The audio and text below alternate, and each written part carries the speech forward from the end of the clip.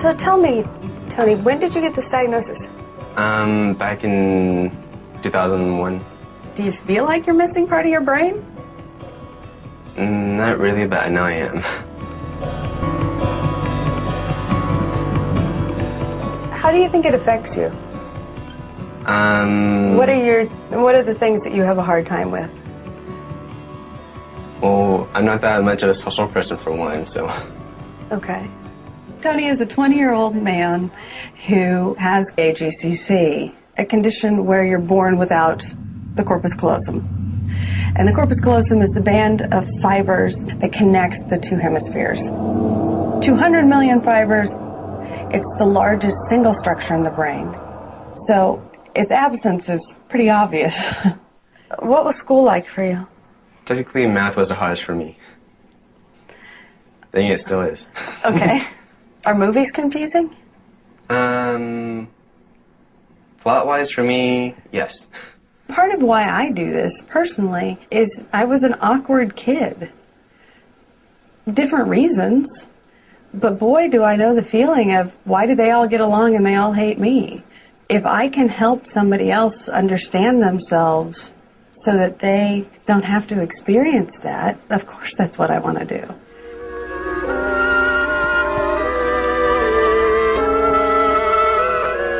The work on AGCC began essentially with Roger Sperry's work on the split brain. One puzzling aspect of the study is the fact that all our activities are controlled not by one brain, but by two interconnected half-brains.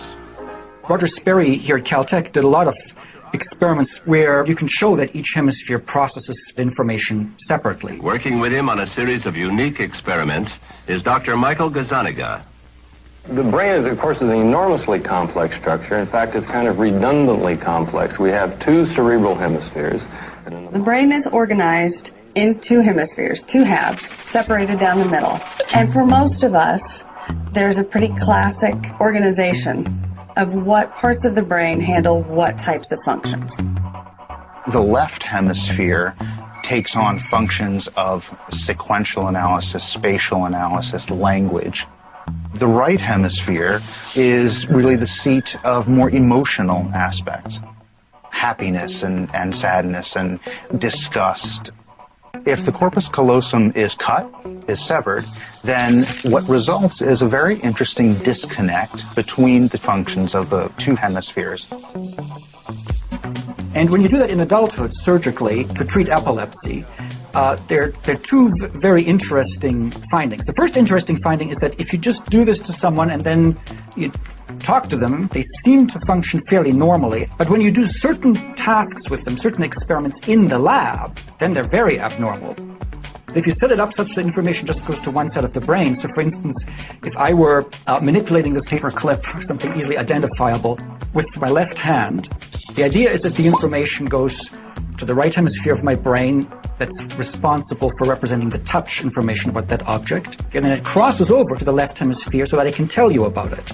So if you section that, I can no longer tell you about it. My right hemisphere knows what this is, my left hemisphere does not, and the left hemisphere has speech in it, and therefore I'm unable to say what it is.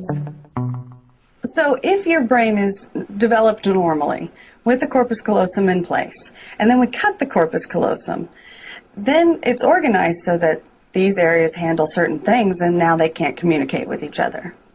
The question in AGCC is, since the brain didn't have this big connection to begin with, how is it compensated?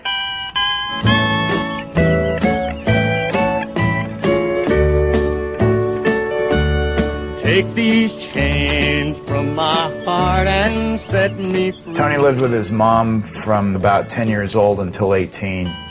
And we really didn't get a firm grasp on his condition until we got all the medical records when he moved out here at 18. You've grown cold and no longer Emotionally and everything, he just kind of was stagnant. And I think what he did was he disengaged. And food and the TV were his friend and the video games.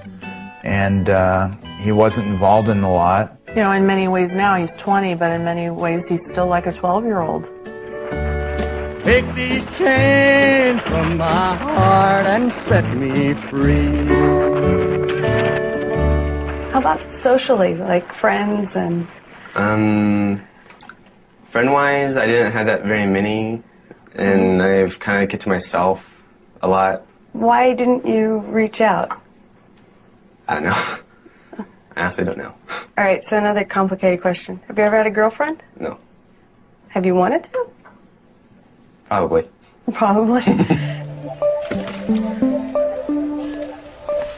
What's the ultimate, constantly novel, constantly complex thing that we face in life?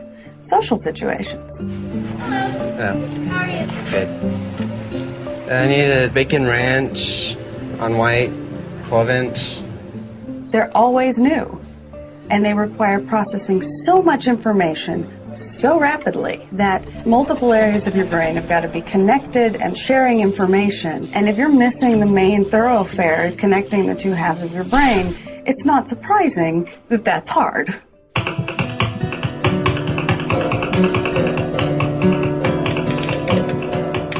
People with AGCC have difficulty reading the emotions of others. So using the Ekman faces was our first attempt at documenting that. A face is going to come up on the screen. It'll be up for about a second, and then there's a list of words that'll come up. And what I want you to do is tell me what emotion word goes with that face. Okay. The eye tracker is set up with little cameras that we focus in toward the eye of the subject so we can tell where they're looking. Angry. Surprised. Happy. Sad. As children, our corpus callosum is not completely developed. It becomes more functional, particularly around age 10, 11, 12. And if you think about what happens for kids around 10, 11, 12, everything is about social issues. Everything is about who said what about whom. Everything's about all that interaction. Where your typical kids are cruising along and your AGCC kids are cruising along fairly similarly, suddenly the corpus callosum start to develop of those typical kids. Their social processing and problem solving and abstract thinking skyrockets very quickly, and our kids don't. Sometimes it's hard for me to pick up or understand certain people's emotions. Sometimes, if I do guess, I am right, and sometimes I'm not. Angry. Remember when he first moved here and he's like quiet as a mouse? It's like, you know, it scared the daylights out of us, you know? I don't raise my voice at him when I'm angry because it doesn't do any good. You know, if I was to raise my voice at you, you would obviously know that I was displeased with you.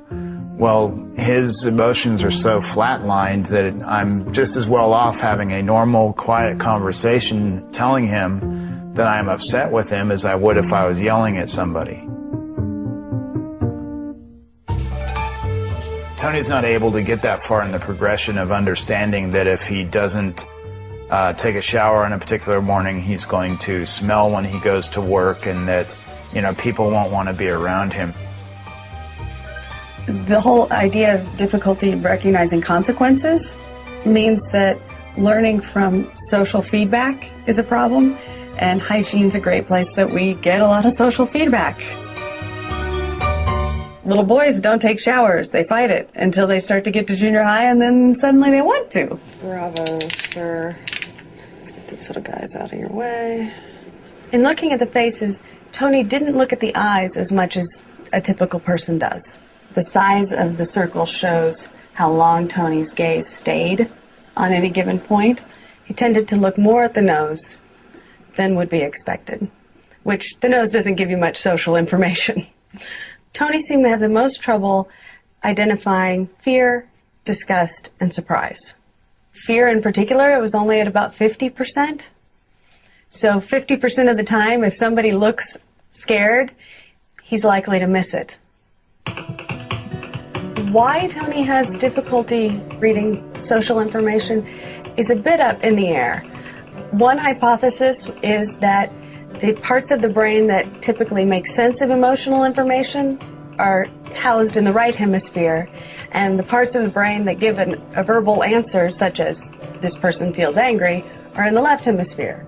So without a corpus callosum, that information may not be getting back and forth readily.